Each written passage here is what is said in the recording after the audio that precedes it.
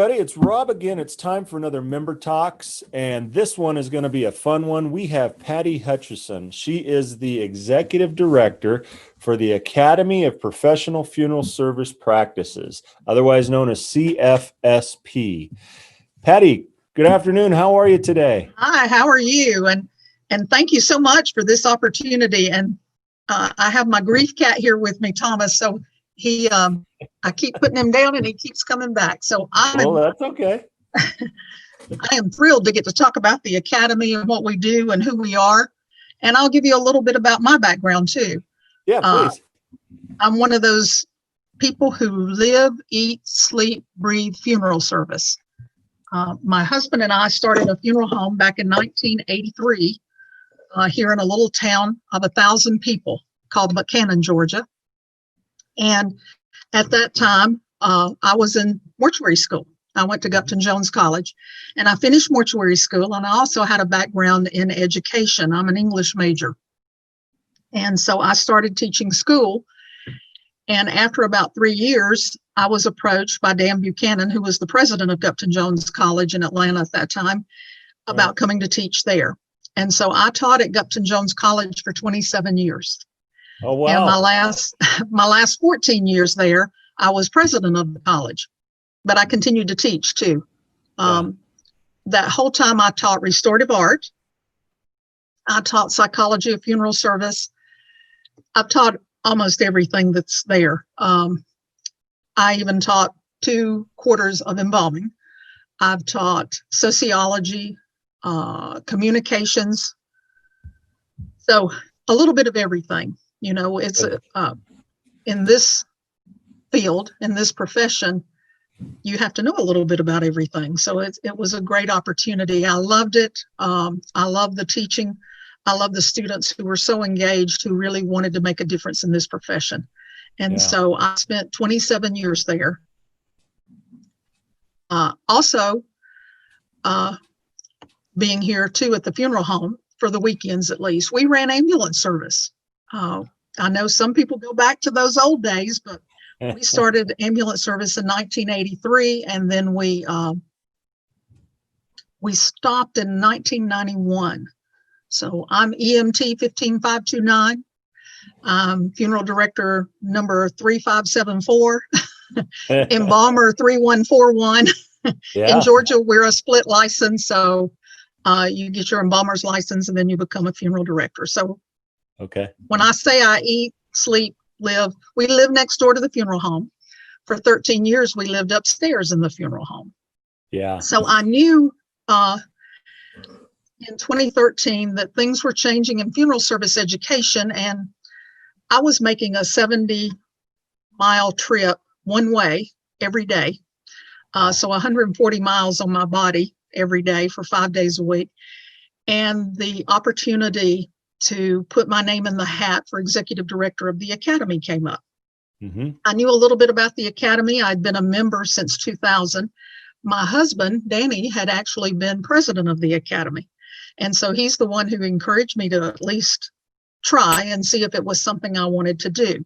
The Academy was looking for a full-time executive director. Up to that time, it had been part-time. Sure. And so I was really looking to come home. And so this was my way to come home. So I have an office here in my home. And I'm really a one-woman show. I love it when people call and say, well, that lady told me the other day. Well, I am that lady. If you called and talked to someone, you talked to me. But the great thing about it is I get to talk to the cream of the crop. You know, I get to talk to those who want to be the best in the profession. And so it's just another way for me to keep active, I guess you might say, and knowing people, being able to help people. I had a call the other day about, it was really kind of an odd call, but someone called and said, well, they said you would know the answer. And it was about cremation and having someone removed from a niche. Yeah. And I said, well, you know, that's not really my area, but I will gladly hear what you have to say and see if I can answer any questions. So it's just a way to keep involved, and I love it. The Academy started in 1976. It was incorporated then, founded then. It had been in the works for over 10 years.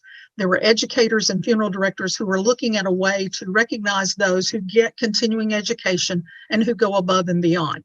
And as you know, back in 1976, no one was requiring continuing education. I don't believe there was a single state requiring continuing education.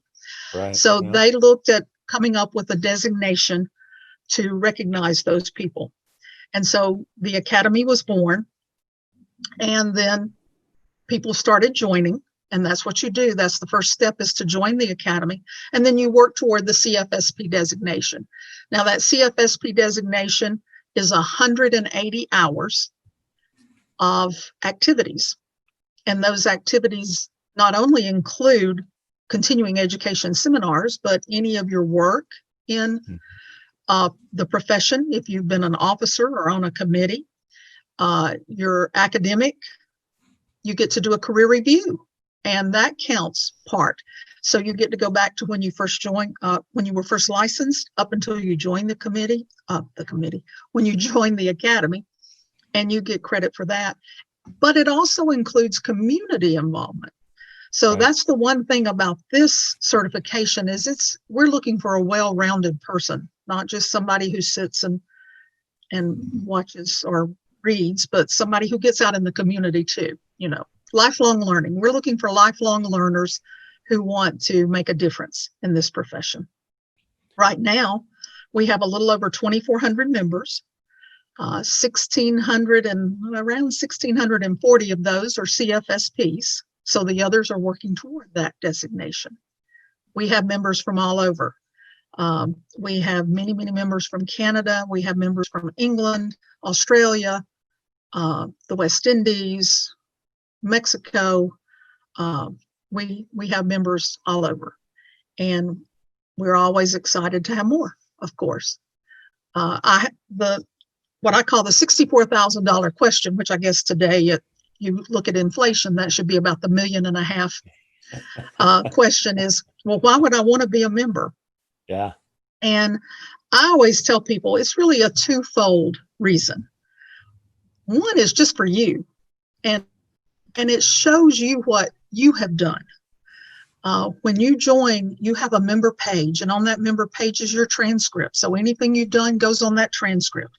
You can download that transcript at any time. And some states require you to put your information in for them, or at least have it. So there's a transcript that shows the date, shows the program you did and how many hours.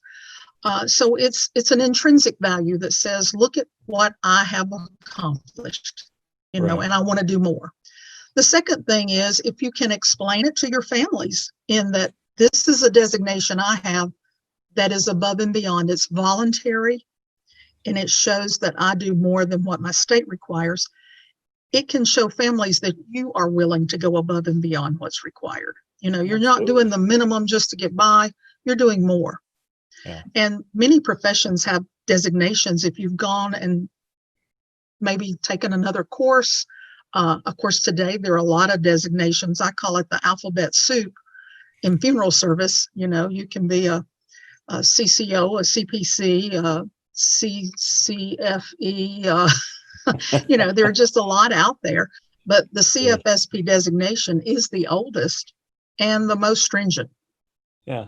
And probably the most recognizable is what I'm seeing. Yeah. I mean, I've got a few of those letters behind my name, including the CFSP, but I don't really broadcast them other than the CFSP. That's, and for that very reason of, it does show that you've taken those steps above and beyond, what's required of you, the minimum requirement. It shows that you want to learn more. I'd like to, if I could, you mentioned the 180 hours to receive that designation. And I think a lot of people, I know I was one in particular, that when I first saw that requirement, I thought, oh my gosh, how will I ever get 180? But the reality was it was very easy to do that initial 180 hours. I mean, just district meetings, state conventions, national conventions, talks, interviews. I know I got credit for some interviews that I did in on a radio program or newspaper type thing. It's very easy to do, and the biggest the biggest part I think that we play is not, honestly, it's not getting the hours or working for the hours. It's remembering to go back in and log in and log those hours in. If you stay on Yeah, top of that and that 180 hours, I think with the peer review and everything, mine actually came within just a few months. It took, it right, wasn't long. right. It's the So, documentation, and that's what scares people is, oh my mhm, goodness. Well, the good thing about the career review, and that's worth 54 yeah, of those 180 hours.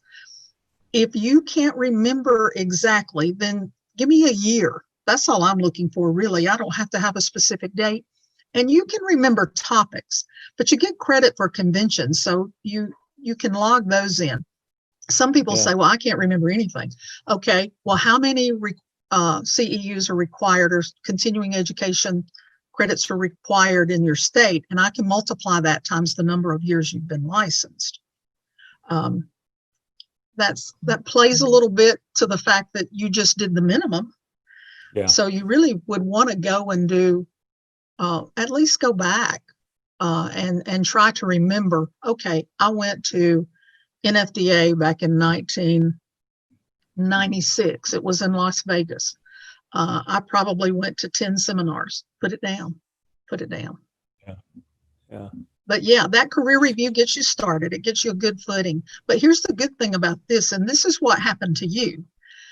Anything you've done in the last 2 years can carry over. So if you yeah, max out the 54 hours, and it's a mathematical computation, it's not hour for hour, you also get credit for your mortuary school education or any college education that you've done. And that's the only place you can get credit for that is on that career review. But if you max out that 54 hours, then anything you've done in the last 2 years can carry over. And you've been very active in the last 2 years. So those right. hours got to carry over too. And then you Yeah, start adding in. Yeah. I was just looking at my transcript from the time I got the initial certification, the initial designation. I just continued to log in, whenever that came up, whenever something happened, log in, put it in. My goodness, I think I'm actually certified now. Well, I was able to get certified through 2020 just by what I did, but Right. I'm already certified through 2021. I guess as long as I send you the payment, but which is coming. Yeah, there is that Texas annual mail. renewal fee. Once you reach that CFSP designation, 20 hours are required every year. And Yeah, that's really easy. I yeah, have people who are so active in the community, they get community credits and don't have to worry with it. You can go, when you go to a convention, you can log that in one of two ways. You can either get 10 hours for going to a convention, or you can log in each class that you attended. Can't do both, but you can do one or the other. So it makes it easy. And you go in on your member page and log in your hours. Yeah. hmm, And that's easy, isn't it? yeah. And it's nice because there's so many different things. I mean, you can log in that you did a funeral home tour, and that Right. counts towards it. You can log in that you've done some intern training or apprentice Mhm. training. You've Mhm. done theme courses, college level, or single theme workshops. I mean, there's so many different things that you can do to acquire the hours that will count towards your designation. It's worth it just to take that extra 5 minutes, go in, and it's super easy. Just log into the website, type Yeah. it in, and then at the end of the night, I get an email that says you received X number, or actually it says your transcript's been updated, and I can go back in and Right. see where I'm at. Right. Another easy way to do it though is you have partnerships I've noticed with Cana is one, and probably other groups. I've noticed it more with Cana because I've done a number of their uh, continuing ed classes. But when you receive your continuing education certificate from a Cana class, on there it says CFSP Academy login number or a code, and I can go on to the Academy's webpage, type in that code, and everything's right there. The amount of hours, the Right. course name, the date, all that stuff. It's just easy. I just hit yes and away we go. And now you have credit for it. So that's kind of nice to be able to have those connections with the different associations to be able to do that. And for some, they take that certificate that you receive from anything you've done online, especially NFDA does it, CANA does it, ICCFA does it. Some of the online training that you do, they'll send you a certificate. I have a lot of members who just put those on the fax machine and fax it to me, or they'll send it, scan it and email it to me. Now it puts a little more work on me because then I have to enter in everything, but it's okay. Sure. That's what I do. That's my job. So Yeah. I sit here. Right now is a very busy time because it's renewal time. And so people are putting those activity report forms in with their renewals. And I'm just Last typing minute. in everything they've done. Yeah. But I find it very interesting to see what people are doing. You know, what are you doing in the community, especially now with the pandemic? You know, people are getting very creative, but they're doing a lot of things online. They're doing those Zoom meetings. They're doing what I call home study or webinars that they can do. Yeah. But it's keeping people active, and that's what's important. Isn't it exciting though? You could probably attest to this even on a greater scale than I can, but isn't it exciting to see what people of this profession are going out and doing to promote the funeral service through talks, through trainings, through different things? To me, it's exciting. It's not, a lot of times we kind of get into our ruts of, well, I'm a funeral director and I'm going to work at the funeral home and I'm going to go home. But there are so many people that are going out into the community and teaching the importance of funeral service to the members of the community. And this is a great way to do it. Right. To me, it's very exciting to see that. And like I say, I think you could probably attest more to it because you get all of those requests or notifications that we've done this now. Right. We do get here a little bit on the state level, but on a national level, you probably get it more, or a worldwide level, you said. Yeah. And at this time, of course, a lot of funeral homes do their annual memorial services around the holidays. And Right. so it's interesting to see how people are doing that. We even had that discussion. We just did a virtual memorial service, and it's interesting to see how people are getting that information to their families, how they're helping support their families during this time. And it was different. You know, we're used to having all the families who will come in at a certain time. We have a tree, we have ornaments we place on the tree with their name on it. We have music. I do a talk on the psychology of grief. And I love watching the people's reaction when I speak. And I love then kind of playing on that reaction, making sure that I cover certain things. But this year it was virtual, so I was just talking to a camera, and I really miss that interaction. And I miss having the opportunity to hug somebody again and to have them say, I really needed this. So it's just so different this year. But that's an opportunity for the funeral home to be a part and a voice in the community. The one thing I noticed is that I had some comments from people on that virtual remembrance service. We didn't serve them, or some people who had a loved one pass away 2 or 3 years ago who made a comment. So that's the one good thing, is it's reaching people who may not have an opportunity to hear some of that any other way. So I'm curious. I know you mentioned that there's members of the Academy all over the world. You mentioned Mexico and various other countries.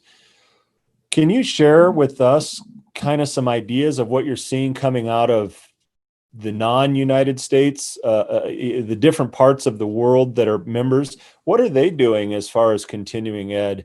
Are they going out into their communities and doing seminars? Are they online training? What are you seeing most of?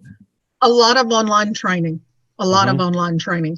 And you mentioned this, that we partner with people. We have approved continuing education providers through the Academy.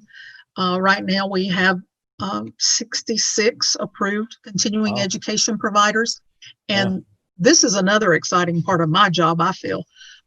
They send me their outlines, their bios, how many hours they're looking for.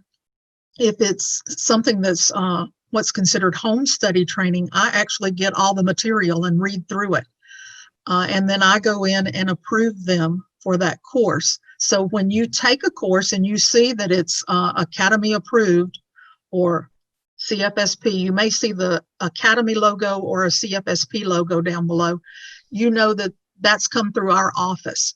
Now, I know in a lot of states, their state board will certify continuing education, but yet we have some states who look at it and say it's Academy approved, so we approve it too. Yeah. What I love to see is what's out there, what's going, what are people wanting, and what are they seeing offered. And a lot of people are still looking for those courses, as we had taught before, technical courses like embalming. They're Right. looking for courses on the FTC. Of course, OSHA training is always there, and even more prevalent right now because of COVID. But I love to see what's being offered to our members, and then to see how many people are actually taking advantage of what's out there. But you can go to our website. Here's a good thing about the Academy. Anyone can go to our website and you can click on continuing education and it will pull up all the things that have been approved through the Academy. You can search by topic. You can search by number of hours. You can just say, show me all the providers, and it'll give you a link to their website and you can pull up things. I have people who call me who aren't members and say, I need some continuing education. It's the end of the year. What can I do? And I just direct them there, and then I help them navigate through it and see what might help them. So we just want people to be lifelong learners. We want you to be our member, but we want you to be a lifelong learner too. Well, let's talk a little bit about that. Like I say, I received my membership 2 years ago, 2018, or first part of 2019. So I've had it just about a year and a half.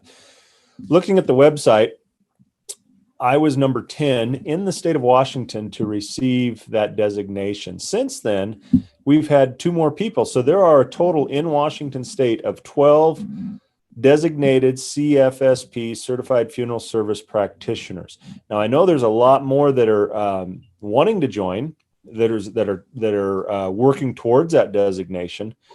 But really, we are a state that really should pick this ball up and run with it, because we have the opportunity to get this designation. We have the opportunity to use this designation to show that we have taken those next steps, and to use it as for lack of better terms, as a promotional piece, if you will, that talks about how important learning is to funeral service. I mean, ultimately, I've always thought funeral service was more educational, funeral service education, meaning as a funeral director, we need to be educating the public, but we can only educate based off what we've learned. And through continued learning, we can educate better and therefore serve our families better. If you're going to do the education, why not get the certification? Right. If Why not be recognized for it? Yeah. Why not be recognized for it? And here's the thing. I've had people say, well, I've been doing this a long time. There's nothing new to learn. Oh my goodness. Yeah. There's always something to learn. And even if you aren't learning, you might just be refreshing yourself on certain things. But there's always something new out there, something to, even if you just, and for some people, it's just, well, let me see what they're saying. I might not agree with it. Okay, we'll go out there and see. But you mentioned the number of people in Washington. You can go to our website also and click on current members and pull up any state, and it will show you who is a member. And I have people who call, they might have a call in another state, and they'll call me and say, are there some CFSPs in that area? And I don't mind looking them up. I have a database. I can go right to it. But anyone can go to the website and see who the CFSPs are in that state, in that town. Yeah, it's not a private club by any means. I mean, it's definitely public. And since I've been a part of the Academy, it's been kind of my goal to get more people a part of it. 12 people in Washington, very low numbers considering how many funeral directors we have. And there are so many funeral directors out there that could easily take 10 minutes, fill out the application, send it in, and most likely have the 180 hours that are needed because they're so active. They're so active in the community. They're so active in learning. Boy, I really encourage anybody that is a funeral director and embalmer, go out and at least, if nothing else, plug the numbers in and see where you're at with it. I guarantee you, you're pretty close, if not already there. It's not that difficult to get, but it's so important to get because, like you said, it does show people. It shows the public that, you know, you are taking those next steps. And I love how you said that of, if I'm willing to take the next step in my education, the family looks at that and says, this guy's or this gal is going to be willing to take the next step in what they're going to do for us as far as serving our family. So it's a great way to do that. We have what's called family cards that we offer. We don't have a lot of people to take advantage of it, but I've asked them, how do you use those cards? And a lot of them put those cards, it just talks about the Academy and what they've done to become a member and reach that designation. Mm-hmm. They put it in with their folder that they give to the families. You know, what a great way. I have one guy who said, any ship out that I send, I put that in with there so that they know that I'm a CFSP and here's the information. Sure. Yeah. But what a great ambassador you are to talk about it. Oh, you know, we have that ambassador status for people who want to get out and talk about the Academy. Yeah, it's been fun. I've enjoyed it. I brought it to our board, and we've got more of our board members that are looking to receive that designation. And that actually, really, if you're involved in the state association like that, it's even that much easier with everything that you do with that to receive that. So, you know, we really are promoting that around our part of the state and where we're at. Patty, I wanted to say thank you for sharing your history with me, because where we're at in Washington, we don't see a lot of the way you've described your kind of coming up in funeral service, of being part of the ambulance service and living right next door to the funeral home. We see a few of those folks that live at the funeral home or right next door, but very few, even less than are still doing the ambulance runs. And it's so fun to hear that.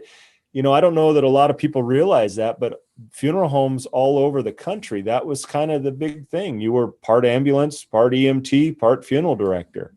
Right. And so that history there, it was fun to hear that. We, in our county, we had 3 funeral homes that, we were the third one. And they ran ambulance. We didn't have a county service. We didn't have a private service out there. So it was run by the funeral homes. And for us starting out, you know, it was a way to have a little cash flow, because we're in a town of 1,000 people. And so it took us a while to get started. Now, I will say our year ended in July, and we were honored to serve 230 families last year. Wow. At our one location. We have 2 locations. We opened another location in a small town about 12 miles from us, and they did 56 calls, I think, last year, which is, when we started out, our first year, we did 8 calls. Yeah. So I'm all about, you know, new people coming in and saying, hey, maybe we want to start our own. I'll tell you, it's tough. It's really, really tough. It's so worthwhile.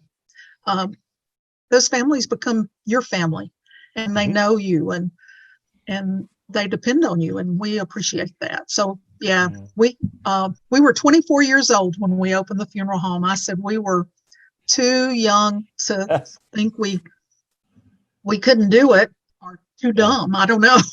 I don't know which, but we've been blessed. We have truly been blessed.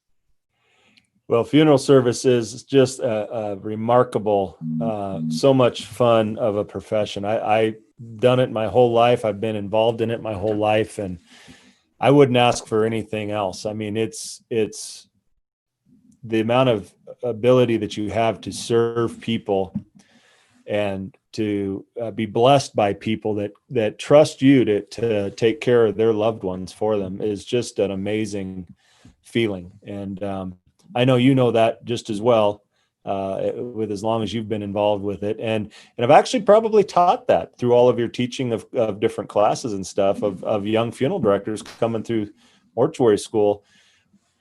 I talk to students now, and they still have that same desire and that same yearning to be able to receive that blessing from those families that have earned that trust, or that the funeral home has earned the trust of the family. And so it is a great feeling to know that. My guess is, if I asked you why you're in funeral service, it would be to help families. I hear that quite often. In fact, that's our number one answer, but it's true. It is absolutely true. And just talking with you, you're a prime example of that as well. So thank you. Well, thank you. Thank you. I mean, we are blessed. We're blessed to be able to help people. We're blessed to be able to serve. And this year has been such a trying year for us. I just feel so much for the families who aren't able to be with their loved ones when they pass away. I feel for those families who can't have the support and the service like they had before. People are afraid to come out, and I understand that. I had COVID back in August. I don't know where I got it, but I had it. So I understand that fear of being around people at this time. Yeah. But I know that need for support, that need for love to be shown to you, for people to be there for you. And it's just been a really trying year for us as funeral directors, as well as for families. Yeah, it really has. It's we're hoping that things change quickly, but they need to change for the positive. And so if that takes a little more time, I guess that's what it takes. But we can do it. And so we just keep doing what we can. And in the meantime, as funeral providers, we keep doing the best we can to serve families and to earn the trust of each family that comes through our doors. Patty, I know we're getting a little bit long here, so I'm going to ask, can you share with me, your email? I'd love for people to be able to reach out to you to talk more about the Academy. How would they do that? Okay, I'll share my email and also our 866 number, because you can call me and talk to me at any time. But my email is the first letter of my name, which is Patty, P, and then my last name. And I'll spell that out as Hutcheson, Hutcheson, and then it's the initials of the Academy, APFSP.com. And if you can't remember my name, you can remember Webmaster, because I get those emails too. And that's just WEBMASTER. And then it's and it's the initials of the Academy, A for Academy, P for, well, what is P for? Professional. I can't even remember it. F for funeral, S for service, and P for practice. And then it's .com. But our website, those initials, and then it's .org, APFSP.org, to go to the website. And you can get an application on the website, but you can send me an email and I'll be happy to answer any questions. You can call us at 866-431-2377. That 2377 is CFSP. So it's 866-431-2377. So good. Yeah, give us a call or go on our website, send me an email. I'll be happy to answer any question you have. Well, that's great. And it looks like Thomas is waking up behind you there. Yep. Cat nap must be over. So Patty, thank you so much for coming on board. Thank you so much for what you do with the Academy, and just the continuing of education, providing the opportunity for continuing of education for funeral service practitioners. So thank you for that. And we will talk with you again very soon. Okay. Well, thank you for this opportunity. And we look to have more members join from Washington State. Come on. Yes. We'll get the word out there for you. Okay. All right. Thank you. Thanks, Patty. Thanks. Bye-bye. God bless.